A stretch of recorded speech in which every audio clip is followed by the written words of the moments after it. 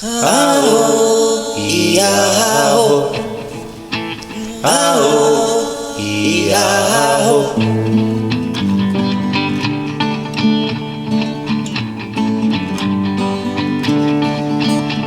Bueno, siguiendo en la misma línea, estamos hablando de este resultado violento del mestizaje de las mujeres indígenas con los europeos en este momento, pero ¿cuál sería la situación de este mestizaje con las africanas? Vale, aquí viene una de las partes más interesantes, porque a pesar de que la documentación desde 1530 pero habla de la obligación de los tratantes de llevar un 30% de su cargazón como mujeres, y lo tienen que, lo que hacer, no se le da la importancia de la llegada de esas mujeres. Tal vez yo creo que es porque eh, es más vendible el trabajo de la trata, hablar de los tratantes, de cuántos esclavos se vendieron, de cuántos esclavos había en una plantación, que si se me han escapado 30 esclavos, pues yo he perdido tanto por ciento de la producción y esos son cimarrones, pero no son importantes. Lo que es importante es que se me han huido y yo pierdo ese grado de producción y además de mi propiedad, o sea, tengo una doble pérdida. Entonces, la mayoría de obras que hablan sobre la presencia africana en América, en general, en las Indias, habla sobre esclavitud, pero no habla de las personas. ¿Qué pasa con las personas? Entonces, para hacerlo más, tal vez más fácil de digerir, se le quita toda personalidad y se le quita toda identidad a aquellas personas, ¿vale? Llegan esclavos y punto. Yo compro piezas de indias. Una pieza de india puede ser un varón entre 15 y 30 años, que no tenga ninguna tara, más de 1,70 m y tal, o pueden ser dos mujeres de 15 a 30 años, sin ningún tipo de defecto, y que no le falte ni un diente ni nada de esas cosas, y es una pieza de indias. No se especifica que son dos mujeres. O pueden ser tres muleques, o pueden ser tres adolescentes, o sea, ahí está esta cuestión de no visualizar la humanidad del esclavizado. Entonces, como que para ir hablando más de la esclavitud, no se paran o no nos paramos a analizar a las personas, a visualizar a las personas. Entonces, a raíz de aquí, eh, te vas dando cuenta que la documentación producida solamente en Centroamérica van apareciendo constantemente consultas de los funcionarios reales a la corona en relación a las relaciones que se van estableciendo entre hacia los esclavos africanos traídos y la gente local. Pero de vez en cuando hablan de mujeres, hablan de africanas, de negras, ¿no? Que entonces vamos viendo que desde ese primer momento hay una importante llegada de mujeres afro, pero esas mujeres no solamente llegan como se piensan, como se suele explicar que llegan, que es como criadas domésticas o esclavas personales. Acordaros que los funcionarios reales, igual que el clero, tenía derecho a poder llevarse sus esclavos que tenía en España. Entonces, a la hora de embarcar, era fulano de tal y llevo un esclavo y una esclava. Y muchas veces se describían, ¿no? Se podían describir como una esclava zamba, una esclava ladina, o si era un poco más de clara de piel, pues decían color loro o cosas así, ¿no? No porque fuera para ellos importante describir la esclava, sino era porque no vaya a ser que se me vaya a perder. ¿Entendéis? Entonces yo ya la tengo identificada. Que quede aquí registrado, pero como hay tantas, entonces esa necesidad, yo creo que es una necesidad consciente de deshumanizar a esas personas, porque ellos saben el poder que tienen y la carga que tienen, ¿no? y su papel que van a ir jugando dentro de la formación de la sociedad. ¿Qué pasa en Centroamérica? En Centroamérica tenemos, aparte de esos esclavizados que entran como servicio doméstico, digámoslo así, vamos a tener dos espacios donde van a entrar al menos el 30% de la cargazón de mujeres. Entonces, un primer grupo va a entrar por Honduras para las minas primero de los lavaderos de oro, ¿eh? Y luego en las minas de plata, que son dos momentos distintos, pero dentro del mismo siglo XVI. En el primer momento, es muy interesante en el lavado de oro, porque a pesar de que no existe un registro de venta de esclavizados en ese momento, sí hay informes de visitantes de la zona que hablan de mujeres afro, de mujeres negras, como las describen ellos, que están lavando el oro. Y la posición de esas mujeres para lavar el oro es el mismo de los hombres. Lo único que, o sea, ellas son las que tienen las bateas. Entonces, los visitantes que van, sobre todo, son visitantes que envía la corona para saber qué está pasando ahí, porque en los lavaderos de oro de la zona que sería ahora Olancho y toda esa parte que baja ya hacia el Caribe, perdón, ahí eso era un desmadre. Se estaban peleando unos con otros, se mataban y para tomar las mejores zonas.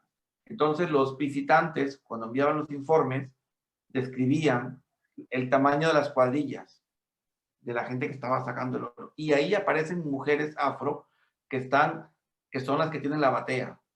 La mayoría de hombres, tanto indígenas como afros, son los que traen la tierra y ellas explican los visitantes con el agua hasta la rodilla y con las bateas son las que lavan el oro, ¿no? Entonces, eso es un momento clave para visualizar a estas mujeres que están interactuando en espacios productivos coloniales que no son las casas de los señores, sino es el campo, ¿no?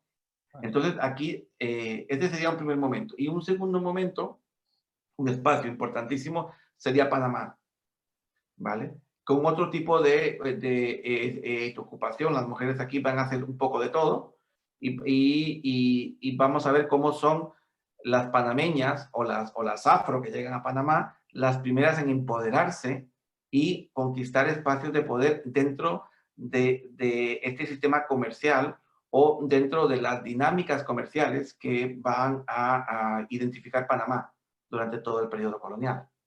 Uh-huh. All right. Dos preguntas. Son para las personas que nos están viendo, que nos van a ver y nos van a escuchar. ¿Podría explicarle para la juventud qué es batea? Primero. Ok, bien. Ahí en la actualidad se siguen utilizando las bateas. Mira, yo tengo una cosa aquí que es como una batea. Espérate, la busco. Sí, sí, sí. A ver, vamos imaginando que es una batea. No es exactamente una batea, pero es un cacharro como esto. Muy ¿Ok? bien. Así plano, ¿vale? Y tiene, no tiene agujeros, es plano, ¿ok? Entonces, pones la tierra, echas el agua y vas así moviéndola, pum, pum, pum, para que se vaya cimentando la piedra abajo y el polvo de oro queda aquí. Y vas lavando la arena otra vez. Y eso es un trabajo terrible, o sea, te quedas sin riñones en 2 días, pero bueno, vas haciendo esto. Yo creo que en la actualidad hay muchos sitios todavía de forma primitiva que se hace. La batea, bueno decirlo, es una forma de sacar oro americana. Los españoles luego se aprendieron de los amerindios. En España se usaba otro sistema, pero aquí se va a usar esa batea, ¿no? Okay, durante la colonia. Ahora, otra pregunta que me parece muy, muy, muy importante. Cuando hablamos del resultado de la violencia, el mestizaje que se dio entre las indígenas y los europeos, la categoría fue, como usted dice, había que identificarlos, había que ponerlos de alguna parte, es el mestizaje, pero ¿cómo se llaman? Ustedes, ¿cómo se llaman la mezcla con las africanas, con los africanos? Zambos, ladinos, ¿cuál es la terminología que se utilizaban para ellas? Bien, O ellos. sí. La cuestión de la terminología es muy, puede llegar a ser un poco caótica si no tomamos en cuenta de que los conceptos vienen de la España de la Reconquista, ¿ok? Entonces, tenemos que entender que los españoles iban interpretando lo que iban viendo a partir de lo que conocían, que era España y las Canarias. Entonces, aquí se van a ir creando una serie de conceptos, ¿no? Entonces, a la mayoría o sea, a los hijos que iban resultando de la mezcla entre los españoles y las indígenas, se llamaban mestizos, ¿vale? Que era de mezcla, ¿vale? También, luego, cuando se mezclan, o cuando se mezclan con los africanos, sobre todo con las mujeres, van a resultar mulatos, ¿vale? Pero cuando es una indígena y un africano, van a ser zambos, ¿vale? Pero fijaros que al principio, esto va a ser como muy sencillo, porque aquí no van a haber grandes mezclas. O sea, en las primeras décadas tenemos a los mestizos, que son el resultado de esta violencia sobre las indígenas. ¿Por qué? Porque las mujeres blancas estaban tan sobreprotegidas que ningún indígena o africano le podía clavar diente a una muchacha de estas porque eran presas, estaban en zoológicos ellas. O sea, sus casas eran zoológicos, no podían salir a la calle solas.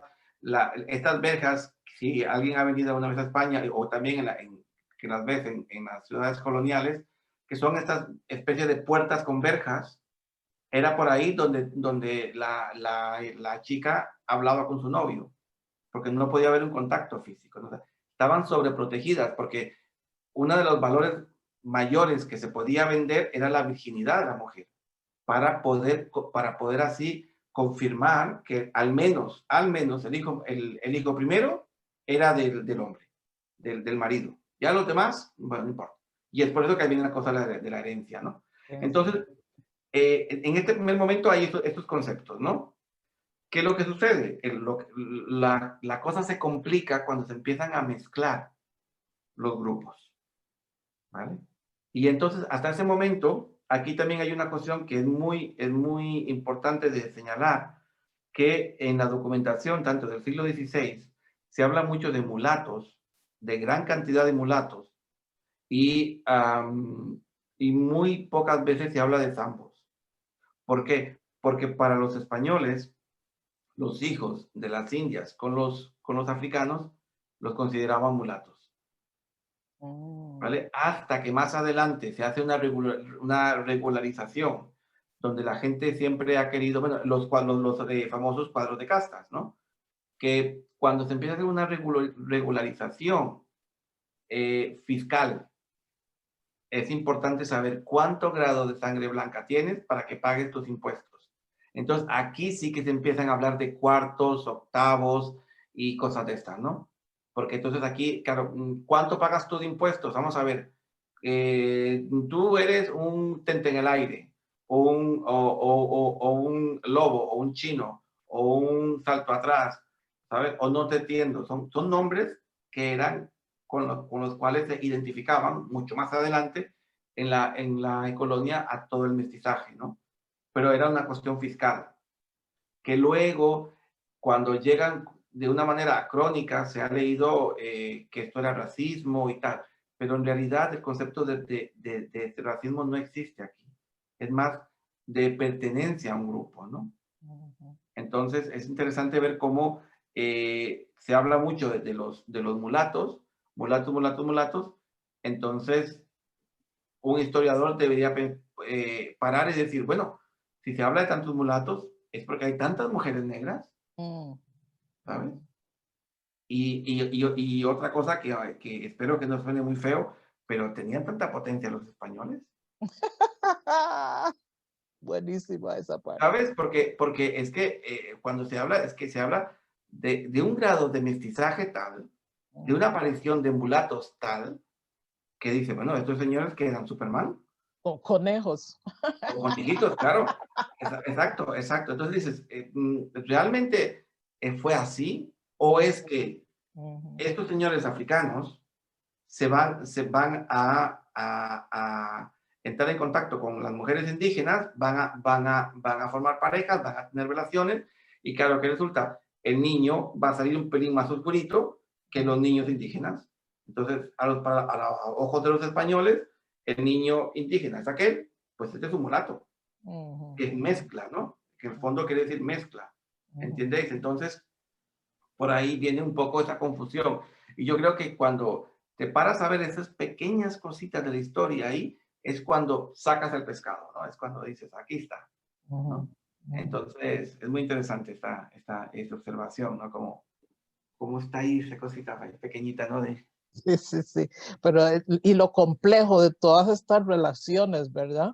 Y cómo todo este acontecimiento es lo que está creando todas las confusiones en este siglo XXI con las diferentes identidades. Somos voces de la historia, sangre, tinta y papel. Somos voces de la historia, mis ancestros, su saber, mis ancestros, su saber, mis ancestros, su saber.